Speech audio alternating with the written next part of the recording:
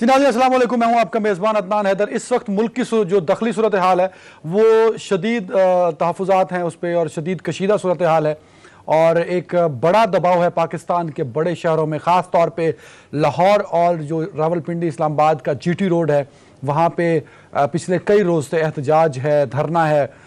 GT road पर आने वाले जितने शहर हैं, ख़ास तौर पर लाहौर, गुजरांवाला, गुजरात, जेलम और रावलपिंडी, लोगों की आमदोरफ्त जो है वो बिल्कुल बंद हुई है और अजीब व गरीब सी सूरत हाल है। कोशिश ये की जा रही है कि हालात को नॉर्मलाइज़ किया जाए।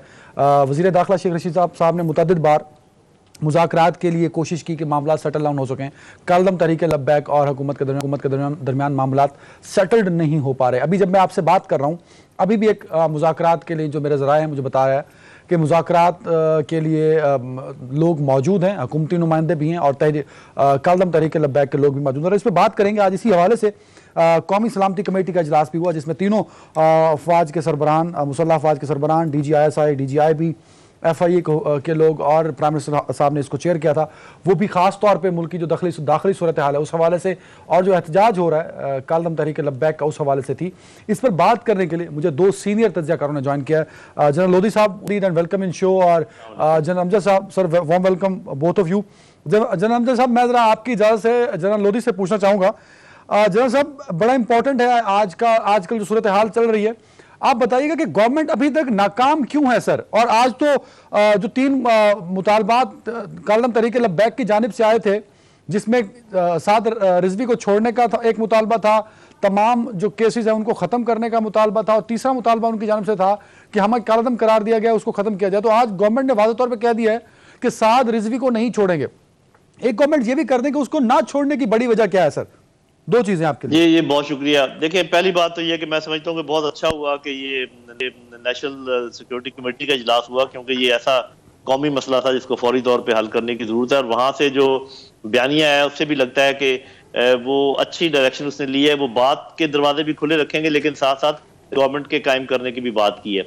लेकिन मैं एक बात कहता चलूँ और फिर मैं थोड़ा सा बताऊंगा कि इसका हाल मेरी नजर में क्या है। वो ये देखें, रिट ऑफ द गवर्नमेंट कोई कहने से नहीं इस्टेब्लिश हो जाती और ये कोई एक दिन का मामला नहीं होता। ये इट टेक्स लॉन्ग टाइम। जब यहाँ पर किसी भी सड़क को एक चारपाई के ऊपर लाश रख के बंद किया जा सकता है कई घंटों के लिए, इसलिए कि जी डॉक्टर ने हमारे मरीज का ख्याल नहीं किया, दंदनाते फिर रहे हैं सरेआम, जो है ना, लोग दिन दिहाड़े डाके डाले जा रहे हैं, सब कुछ।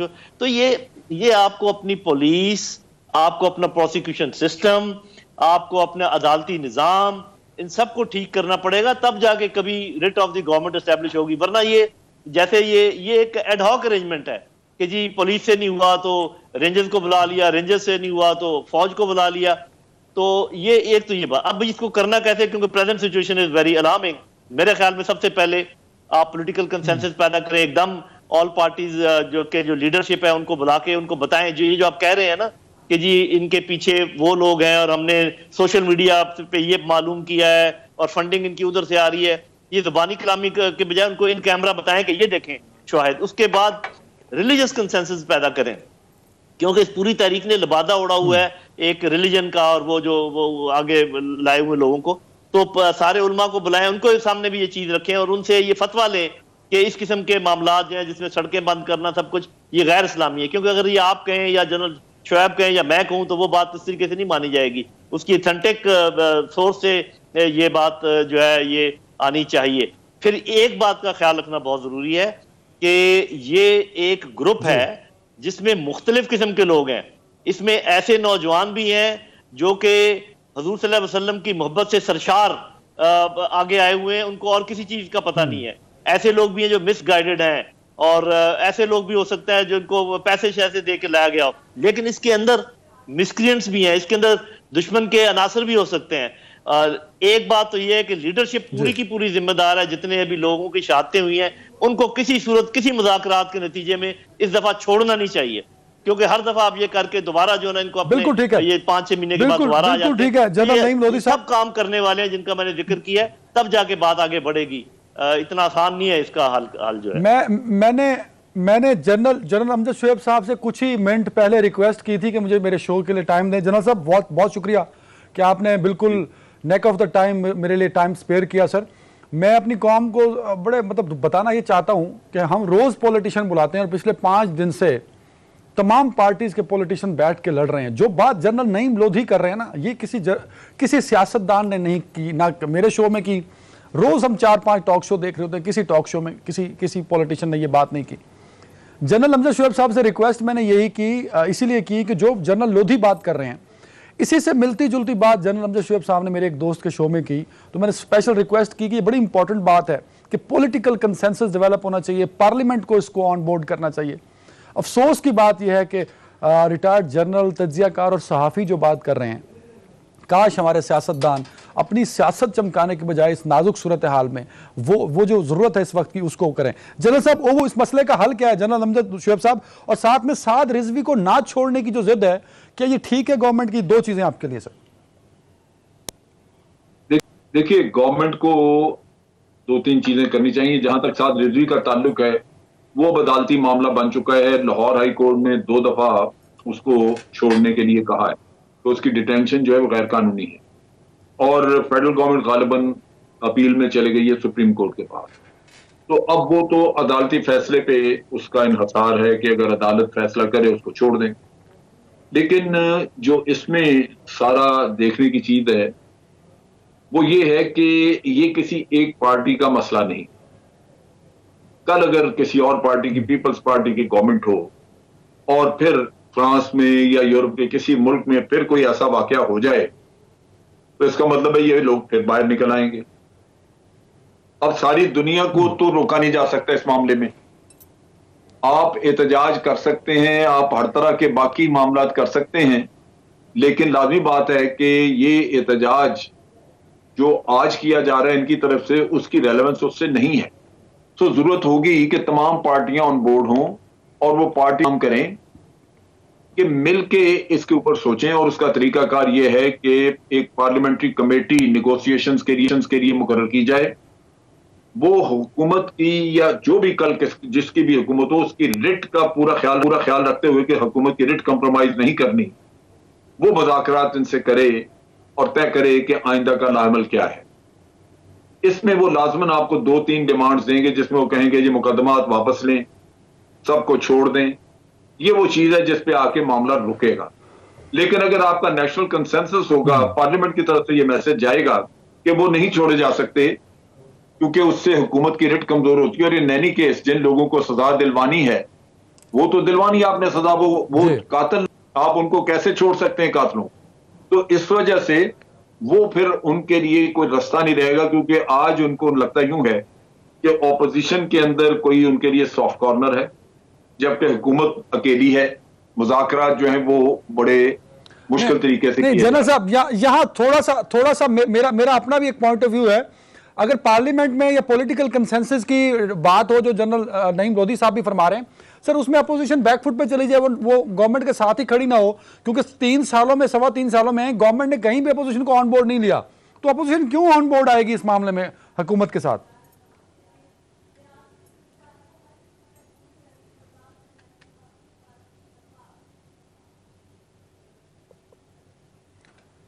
अच्छा, जनरल अमजद शुएब साहब का, जनरल नईम लोधी साहब, यही सवाल आपके लिए, जो सजेशन जनरल अमजद शुएब साहब दे रहे हैं। जी, मैं ये कह रहा हूं कि देखिए ऑपोजिशन को इसलिए साथ खड़ा होना पड़ेगा हुकूमत के साथ कि ये मसला कल उनको भी सामना इसका करना पड़ेगा। तो ये एक कौमी मसला है, ये किसी पॉलिटिकल पार्टी का मसला नहीं है। तो ये तो खैर जो हमने बातचीत की, तो इमीडिएट चीजें ना जो करने वाली। मैं आपको 1-2 जरा लॉन्ग टर्म चीजें भी बता दूं जो सभी पॉलिटिकल पार्टीज के लिए हैं, बल्कि इसमें अगर आप फौजी हुकूमतें भी शामिल कर लें तो उनके लिए भी हैं। देखिए, जब तक आप इस ट्रेंड को खत्म नहीं करेंगे कि मेरा थानेदार, मेरा आईजी, मेरा डीसी, मेरा कमिश्नर और मेरा चीफ सेक्रेटरी, उस वक्त तक ये कभी भी गवर्नमेंट की रेट कायम नहीं हो सकती।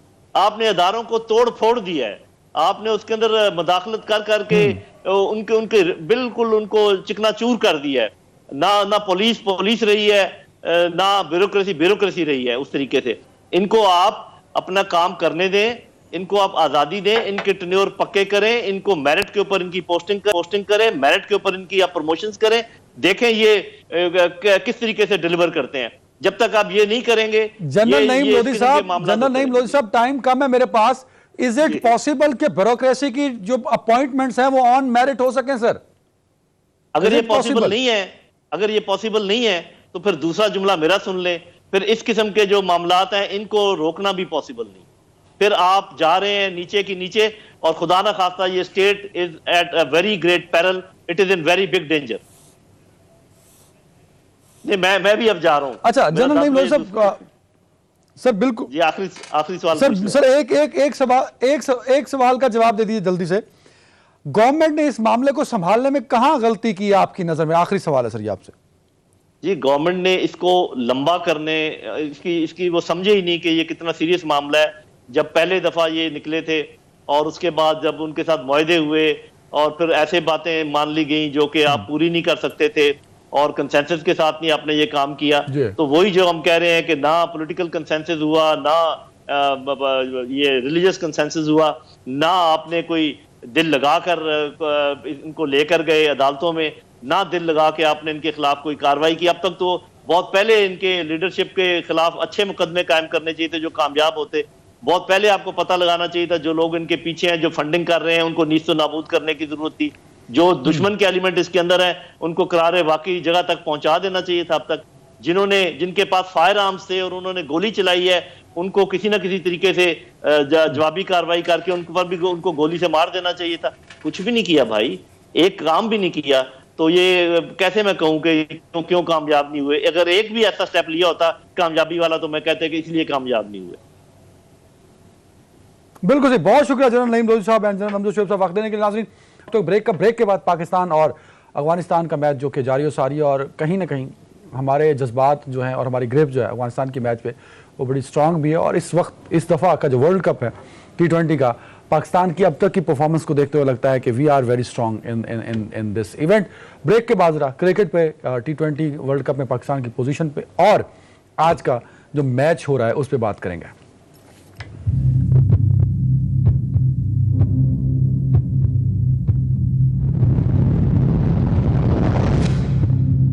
वेलकम बैक नाज़रीन। मैच की एक्साइटमेंट इतनी है कि मेरी पूरी टीम जो है वो इस वक्त, और हमेशा ऐसा ही होता है जब भी आप पाकिस्तान का मैच देखते हैं, आप मेरे स्टूडियो का शोर भी सुन रहे होंगे, तो लोग भाग रहे हैं फॉर दिस मैच, और हमेशा एनर्जी होती है जब भी पाकिस्तान का क्रिकेट मैच हो रहा होता है। और ऐसी ही एनर्जी अफगानिस्तान के मैच के लिए भी है, बट हमारी नेक ख्वाहिशात अफगानिस्तान के लिए भी हैं। शरफुद्दीन शाकिर साहब हैं हमारे साथ, अफगानिस्तान क्रिकेट बोर्ड के सीनियर रुकन भी हैं और नेशनल कमेंटेटर भी हैं। शरफुद्दीन शाकिर साहब, बहुत शुक्रिया वक्त देने के लिए। साथ मैच भी चल रहा है। उशना सुहेल साहब हैं, टेनिस स्टार हैं और आजकल पब्लिक न्यूज़ पे T20 वर्ल्ड कप भी कवर कर रही हैं। उशना, क्या लगता है कौन जीतेगा, अफगानिस्तान के पाकिस्तान? अस्सलाम वालेकुम। First of all I think मेरी नेक ख्वाहिशात पाकिस्तान के साथ हैं, because being a Pakistani of course I will support my country.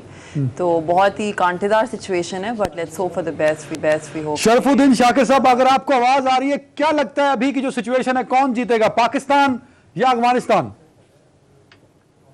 सबसे पहले तो सब व्यूअर को मेरी तरफ से सलाम।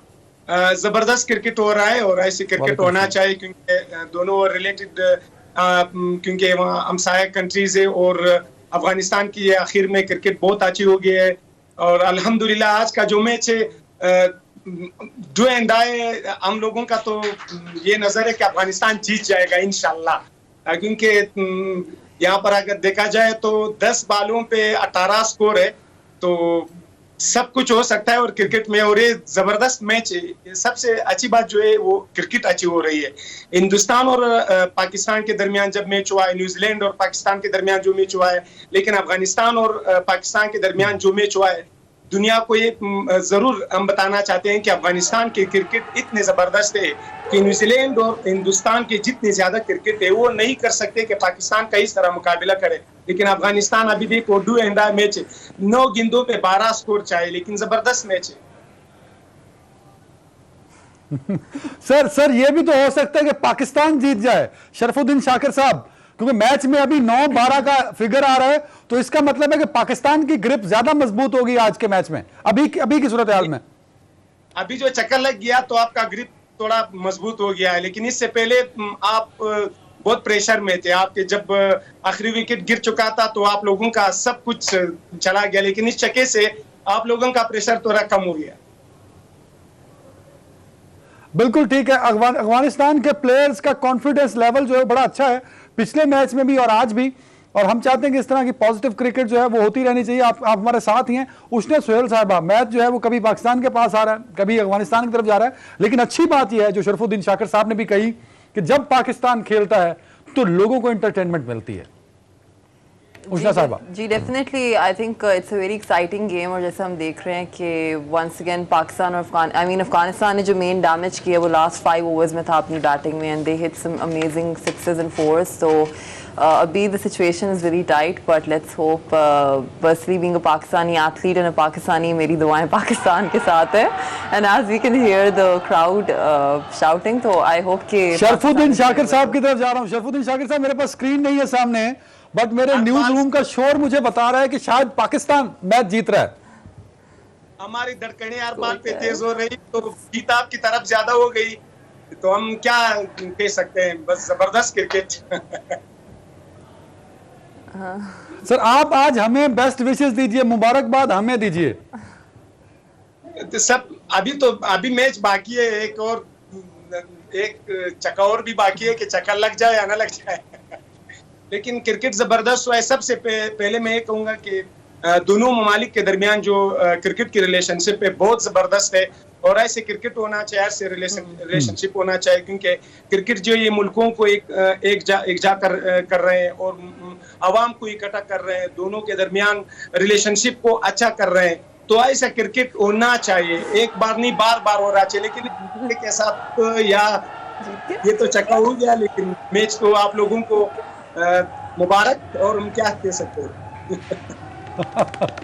तो बहुत बहुत मुबारक सबको। और अच्छी बात यह है कि अफगानिस्तान क्रिकेट बोर्ड के जो नुमाइंदे हैं हमारे साथ और नेशनल कमेंटेटर हैं अफगानिस्तान के शरफुद्दीन शाकिर साहब, वो पूरी पाकिस्तानी कौम को मुबारकबाद दे रहे हैं। तो ये है क्रिकेट का ये खूबसूरत टेस्ट है। क्यों उष्णा कि हम अटैच हो रहे होते हैं, जीत हार अपनी जगह, बट हम एक दूसरे को बैकअप कर रहे होते हैं, मुबारकबाद दे रहे होते हैं और एंजॉय कर रहे होते हैं इन लम्हात को। उष्णा नहीं, डेफिनेटली जैसे उन्होंने बोला है कि the relationship of cricket between Afghanistan Pakistan is tremendous, तो I congratulate Afghanistan for a wonderful match, और of course wonderful fighting match, और उन्होंने माशाल्लाह से जो बैटिंग स्पेशली लास्ट 5 ओवर्स में की थी, that has cost Pakistan a lot of trouble. But congratulations to both team. Of course Pakistan के जीतने की खुशी है, but congratulations to Afghanistan as well for. अच्छा शरफुद्दीन शाकिर साहब, बिकॉज आप खुद क्रिकेट को बड़े करीब से ऑब्जर्व करते हैं, अफगानिस्तान की टीम ने बड़ा फाइटिंग मैच किया अगेंस्ट पाकिस्तान। पाकिस्तान के पास एक बड़ा स्ट्रांग मोमेंटम था इंडिया और न्यूजीलैंड जैसी टीमों को हराने के बाद, तो उस मोमेंटम के अगेंस्ट बड़ा फाइटिंग मैच हुआ है। तो इट्स मीन कि अफगानिस्तान ने बड़ा अच्छा परफॉर्म किया है। कहां गलती हुई है अफगानिस्तान से आज के मैच को हारने में, आप क्या समझते हैं सर? एक तो फिर भी मैं मुबारकबाद पेश करता हूँ सारे पाकिस्तानी अवाम को, अच्छा क्रिकेट खेला है, और credit goes to Babar Azam. जैसे बाबर आजम ने क्रिकेट खेला है पहले मैच में, दूसरे मैच में, और आज अफगानिस्तान के साथ बहुत अच्छा क्रिकेट खेला है। एक क्रिकेटर, एक कैप्टन की जो जिम्मेवारी होती है, वो बिल्कुल बाबर आजम जैसे प्लेयर है, वो उसने जिम्मेवारी को बहुत अच्छे तरीके से वो आगे चला है। लेकिन कमजोरी जो है हमारी, जबरदस्त फाइटिंग मैच हुआ था, लेकिन मैच में हम लोगों की कमी जो थी एक पेसर बॉलर की थी। अगर हमारे पास एक 145 या 140 प्लस बॉलर होता तो ऐसे सिचुएशन शायद न होता। तो दूसरी तरफ अगर देखा जाए तो हम लोगों ने बैटिंग में पहली जब लोगों ने सर्कल को अच्छी तरह, वैसे सर्कल हमने नहीं खेला जैसे हम लोगों को खेलना चाहिए था, क्योंकि पहले 6 ओवर में अगर हजरतुल्लाह जाजे और शहजाद मोहम्मदी की अच्छा पार्टनरशिप होता तो सूरत हाल बहुत अलग होता। अगर 160 भी टारगेट होता, 165 भी होता, तो पाकिस्तान के लिए बहुत मुश्किल होता। लेकिन अभी भी अफगानिस्तान के क्रिकेटर ने जैसा मुकाबला किया, जैसा फाइटिंग किया पाकिस्तान के साथ, क्योंकि पाकिस्तान एक छोटा क्रिकेट टीम नहीं है। पाकिस्तान का टीम और पाकिस्तान के जितने बेहतरीन बैटिंग लाइन है, 9-10 तक वो बैट्समैन है उसके, और उसके साथ ऐसे बॉलिंग करना और उसके साथ आखिरी और जाना और फाइट करना, ये अफगानिस्तान के लिए बहुत बड़ी बात है। और वैसे क्रिकेट जो पाकिस्तान इस वर्ल्ड कप में खेल रहा है, तो इससे लगता है कि पाकिस्तान की टीम जो है वो वर्ल्ड कप जीतने के इरादे से आया है, वो सिर्फ एक मैच जीतने के लिए वर्ल्ड कप में नहीं आया। नहीं, हम दोनों को बेस्ट विशेस बोलेंगे। We have best wishes for Afghanistan as well, कि बड़ा अच्छा पहला मैच खेला है, और आज भी उष्णा सुहेल साहब, you are also a player as well, मतलब ये वन साइडेड मैच नहीं था। कुछ लम्हे के लिए तो हमें लगा जब आप स्टूडियो में आ रही थी कि मैच अफगानिस्तान के पास जा चुका है, चला गया है, तो बड़ा फाइटिंग मैच अफगानिस्तान ने किया। It's mean they have a good capacity, good potential in their team as well. नहीं, डेफिनेटली किसी भी एंगल से आप वन साइडेड मैच नहीं कह सकते। आई मीन आप अफगानिस्तान की बैटिंग को भी देखें, इट वाज वेरी स्ट्रॉन्ग। तो of course like being a player मुझे पता है कितना प्रेशर होता है इतने क्राउड के सामने खेलना, फिर परफॉर्म करना। So hats off to Afghanistan, उन्होंने बहुत अच्छा खेला है। But at the end of the day I think sports में all that matters is when it matters you have to play well, और वही चीज़ आप जो अच्छा खेलता वही जीता। सानिया खान साहबा जो मेरे साथ आप देखते भी होंगे, हम प्री मैच तज्जिया दे रहे होते हैं। तो सानिया बहुत शुक्रिया वक्त देने के लिए। पाकिस्तान मैच जीत गया है। आलिया मैम, सॉरी आलिया रशीद साहबा, वार्म वेलकम, आप जुड़ चुकी हैं। मैं सानिया की तरफ बाद में जाऊंगा। आलिया साहबा ने बड़ी मेहरबानी, आपने मुश्किल, आप काफ़ी इंगेज हैं और आपने टाइम निकाल के दिया। किस तरह देखती हैं आज के मैच को, क्योंकि एक साइड अफगानिस्तान की भी है कि उन्होंने एक फाइटिंग क्रिकेट दी है, एंड तक मैच को लेके गए हैं अफगानिस्तान वाले।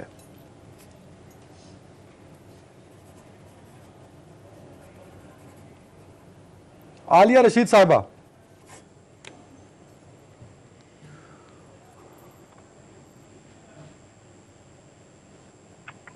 हेलो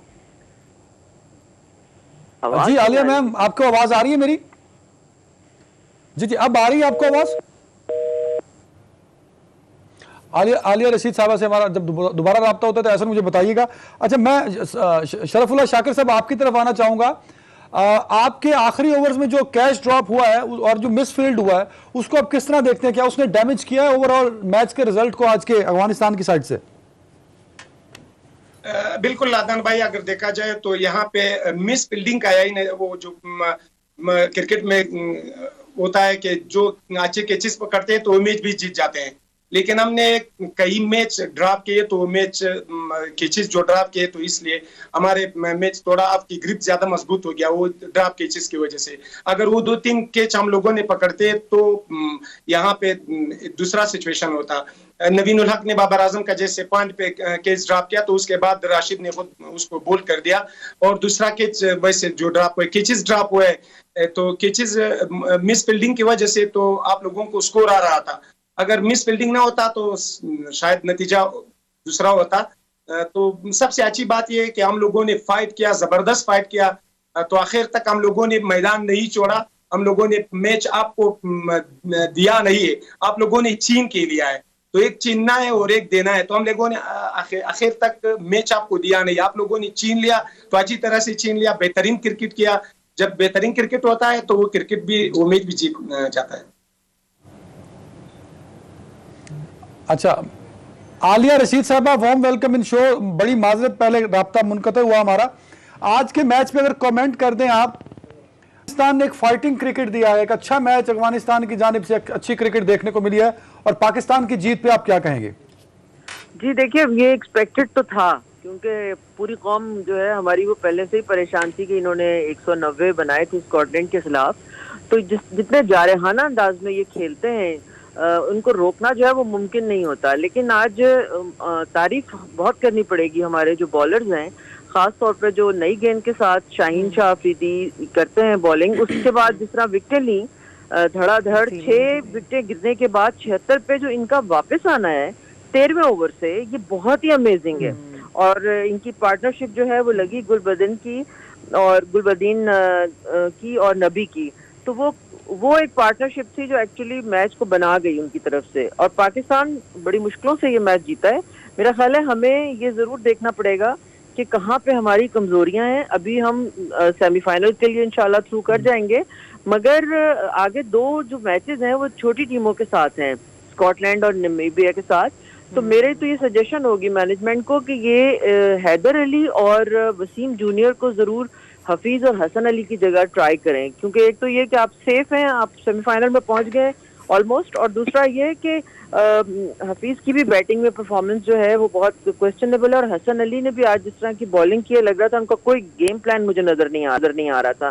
तो मेरा ख्याल है हसन को। अच्छा आलिया मैम, ये जो आपने तजर्बा एक्सपेरिमेंट करने की बात की है, जरा इस पे दोबारा से रोशनी डाल दीजिए कि आप ये कह रही हैं कि अगले तो 2 मैचेस हैं नामीबिया के साथ और स्कॉटलैंड के साथ, उसमें टीम में चेंजेस करनी चाहिए ताकि हम सेमीफाइनल और फाइनल के जो मैचेस हैं उसको प्लान कर सकें। जी, उसके अलावा अगर आप फाइनल सेमीफाइनल के लिए आप इसी टीम को रखना चाहते हैं, जरूर रखें। मेरा सिर्फ पॉइंट ये कहने का कि चूंकि आप सेमीफाइनल के लिए अब थ्रू कर गए हैं, तो आप जो 2 छोटी टीमों के खिलाफ मैचेस हैं, अगर आप उसमें अपने नौजवान 2 प्लेयर्स को जो कि बाहर बैठे हैं, उन प्लेयर्स की जगह खिलाएं जो कि कलरलेस लग रहे हैं। जैसे आज हसन अली का आपने देखा कि वो बहुत उन्होंने रन दिए और वो नजर नहीं आ रहे थे अपने जो उनका एक्यूरेसी है, जो उनकी बॉल स्किट करता है, जो प्लान करके आउट करते हैं, वो नजर नहीं आ रहा। मुझे लगता है मैनेजमेंट को उनसे बात करनी चाहिए, उनको कॉन्फिडेंस देना चाहिए, क्योंकि दोनों ये जो नौजवान हैं, हारिस रऊफ और शाहीन शाह, बहुत अच्छी गेंदें करवा रहे हैं। समटाइम्स ऐसा होता है कि थोड़ा सा कोई सीनियर आदमी थोड़ा सा इनसिक्योर भी हो जाता है, तो ये यहाँ पे मैनेजमेंट का रोल आता है कि उसको कम्युनिकेट करें, उससे बात करें, उसको एतमाद दें। कॉन्फिडेंस जो है बड़े बड़े पहाड़ सर कर लेता है। मुझे जाती तौर पे ये लगता है, मेरी ऑब्जर्वेशन है कि हसन अली को उस कॉन्फिडेंस की जरूरत है। और हफीज जो है वो ऑफ कलर है। देखिए, अगर सिर्फ 1 छक्का या 1 चौका मार के आपने ही आउट होना है 2-4 बॉलिंग खेल के, तो फिर उसके बजाय हम अपने नौजवान को क्यों ना चांस दें, एक्सपोजर क्यों ना दें, ताकि वो अपनी स्किन से बिल्कुल सही है, बिल्कुल सही है, बिल्कुल सही। We are in safe side, तो हमें ये करना चाहिए। शरीफुल्लाह शाकिर साहब अफगानिस्तान क्रिकेट बोर्ड से हैं। शरीफुल्लाह शाकिर साहब, ये बताइएगा कि पाकिस्तान और अफगानिस्तान की जो क्रिकेटिंग रिलेशनशिप है वो बड़ी स्ट्रांग है। आपकी टीम के बहुत सारे लड़के ऐसे हैं जो पेशावर, रावलपिंडी, इस्लामाबाद के क्रिकेट क्लबों में क्रिकेट खेल के अफगानिस्तान टीम तक पहुंचे हैं, लेकिन अशरफ गनी की गवर्नमेंट में आने के बाद क्रिकेटिंग रिलेशनशिप थोड़े मुतासर हुए थे। कैंप्स पाकिस्तान में नहीं लगते थे, लड़के पाकिस्तानी क्लबों में आना छोड़ गए थे। तो क्या वो रिलेशनशिप दोबारा से बिल्टअप हो सकते हैं जो चंद साल पहले पाकिस्तानी क्रिकेट के साथ थे? अल्हम्दुलिल्लाह अफगानिस्तान क्रिकेट बोर्ड ने हमेशा कोशिश की है कि रिलेशनशिप सब मुल्कों के साथ अच्छा हो और क्रिकेट डिप्लोमेसी को अच्छी तरह आगे ले जाए। तो अफगानिस्तान क्रिकेट टीम जो है अल्हम्दुलिल्लाह यहाँ पे अभी फैसिलिटी भी मौजूद है अफगानिस्तान में, और अफगानिस्तान में वो सिक्योरिटी की जो रीजन थे वो भी अल्हम्दुलिल्लाह भी नहीं है। तो यहाँ पर अभी फैसिलिटी अल्हम्दुलिल्लाह है अफगानिस्तान में। वो जैसे अभी वर्ल्ड कप की प्रिपरेशन जो किया था यहाँ काबुल क्रिकेट स्टेडियम में किया और वहाँ पे नंगरहार में किया, तो वहाँ की जो कंडीशन है वो दुबई जैसा कंडीशन है। तो रिलेशनशिप हम लोगों का सब मुल्कों के साथ होना चाहिए और हम करना चाहते हैं अफगानिस्तान क्रिकेट बोर्ड, क्योंकि यही कि स्पोर्ट्स है, यही वर्जिश है जो मुल्कों को यकजा करते हैं और इत्तेफाक और इत्तेहाद के लिए जबरदस्त है। तो अफगानिस्तान क्रिकेट बोर्ड हमेशा सब मुल्कों के साथ और क्रिकेट कंट्रीज जो है उनके साथ अच्छा ताल्लुकात रखते हैं। बिल्कुल सही है। उस्ताद सुहेल साहब, पाकिस्तान क्रिकेट टीम को, जैसे आलिया रशीद साहबा ने एक बड़ा वाजे खुशखबरी सबके लिए सुनाई, और यही है कि हम शायद अब we have very clear position for to qualify semifinals. कहाँ देखती हैं पाकिस्तान टीम को ओवरऑल? क्या फाइनल का जीतते हुए देख रही हैं या क्या?